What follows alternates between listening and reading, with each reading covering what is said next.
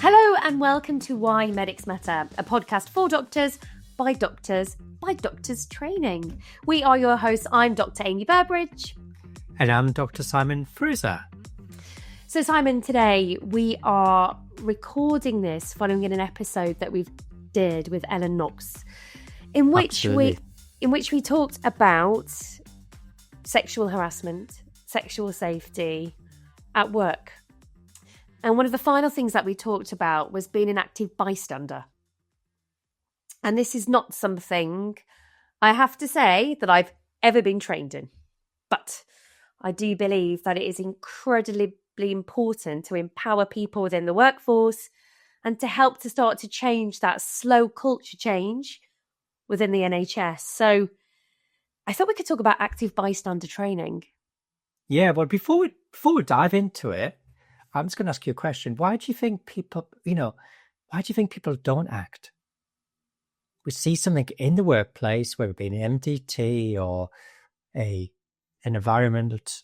Why do people not act?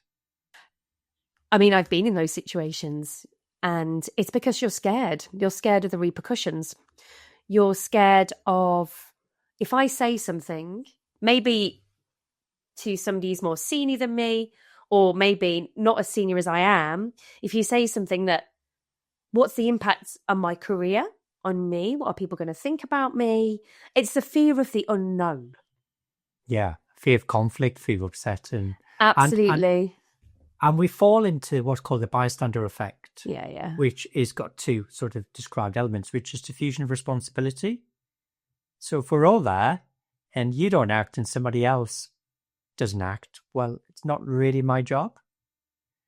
And we then also behave in socially accepted ways. So how the pack acts, we will follow. And that's the sort of key bystander. And there's some lovely videos Yes. of somebody who's collapsed in the street, and it can take 15, 20 minutes of people walking past this person and saying, I just don't want to get involved. Yeah. Okay. We heard from Ellen, and I think you put it quite clearly, things have changed, haven't they? Yeah. We talked about the reason why people have changed. So we're going to talk a bit about bystander, active bystander, rather than a passive. What does that mean? For people listening?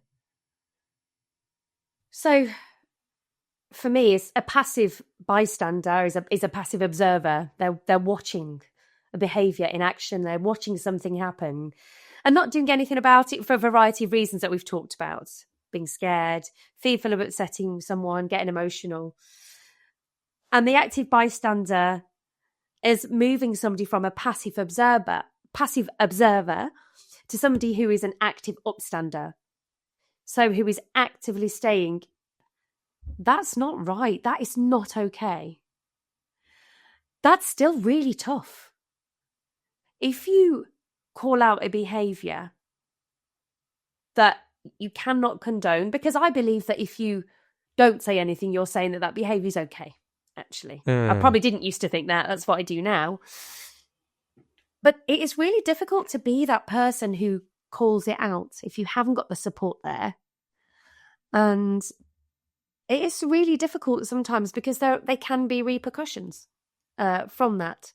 That shouldn't be there. We shouldn't be in that system where we should be afraid to call things out. So do you mind if I share a model with you, which you and I have talked out and we've used in our sessions before, which is 4 Ds? Mm-hmm. Yeah. Yeah. So in that situation, we want to be an active upstander. We want to do something. We're not sure what to do and how to judge it. Yeah. So the 4 Ds is declare. So sometimes we just need to call it out in the moment. We can do that directly. We could also do it with nonverbal ways to show disapproval. We can distract. Okay, it might be that this is happening in a really patient safety critical time, and actually declaring that in that situation may have significant repercussions for what's happening in terms of patient care, but also for the person who we notice who may be subject to the harm. And there's real harm here. We shouldn't joke. We shouldn't minimize this. So declare or we distract. We interrupt, we change the subject, we refocus. We may delay and say, actually, this isn't the right time at the moment to step in, but I am going to deal with it. Okay. And delegate, knowing, are we the right person to act in that situation? And there are some ways we can do that if we want to be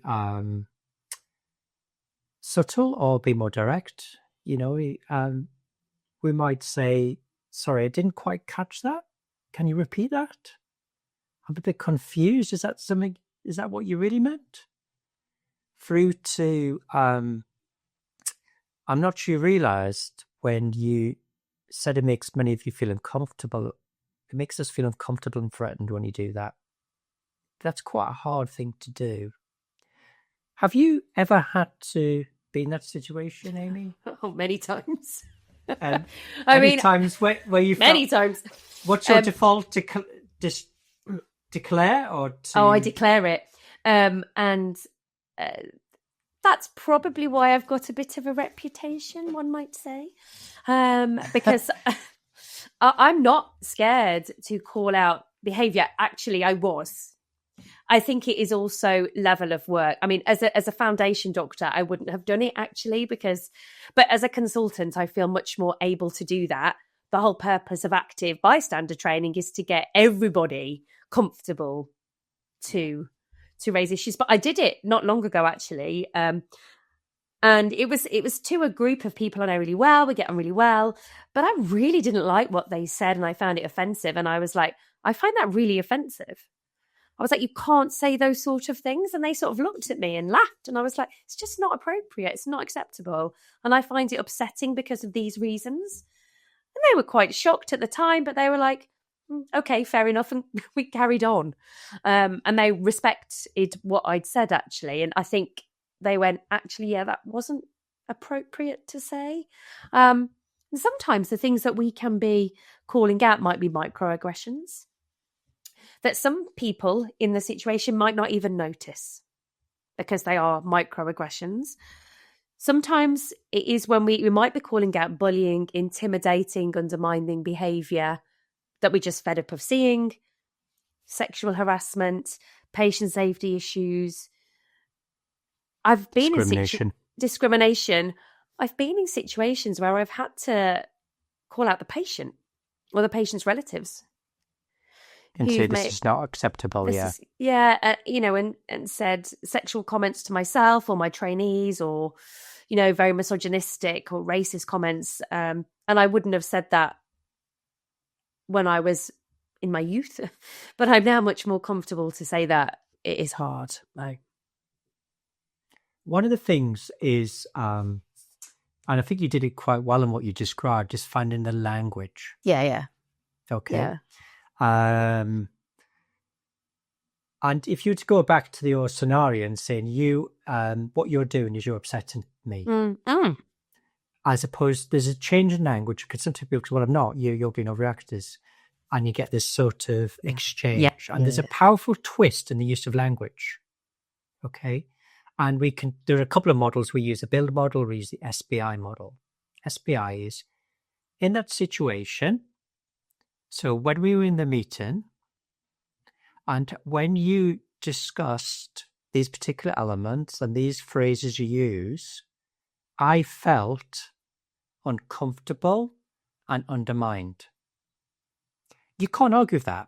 If I say to you, Amy, you're an undermining person, well, what do you mean? No, I'm not. Yes, you go back and forward. But in this situation, this behavior, I felt.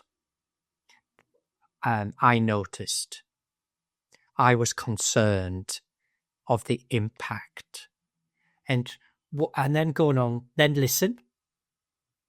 Because that's quite a heavy thing. We've got to then be uncomfortable with a bit of silence and space for that person to process that and go, okay.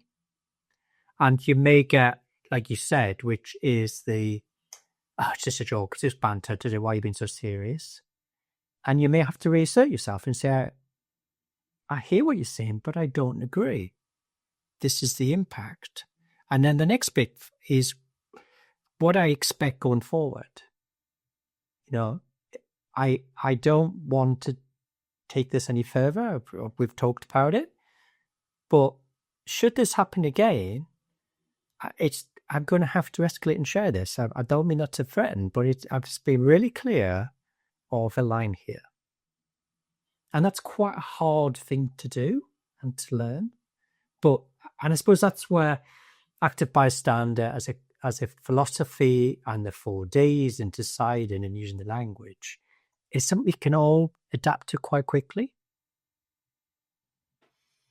Yeah, and I think it's raising an awareness of what an active bystander is, and that there is training out there that people can undertake to help them understand what it is and actually how to utilize it. Definitely. Absolutely. And like we said a bit earlier on, there are so many situations from incivility to harassment. Oh, yeah. We need to look at them. If we want to improve culture and workplace, we're all part of it, all groups. Every single person within a culture is involved in that culture. Absolutely. Thank you, Amie. Thank you very much, Simon. Thank you so much to everybody listening. And we'll be back soon. Thanks for listening. Goodbye. Bye.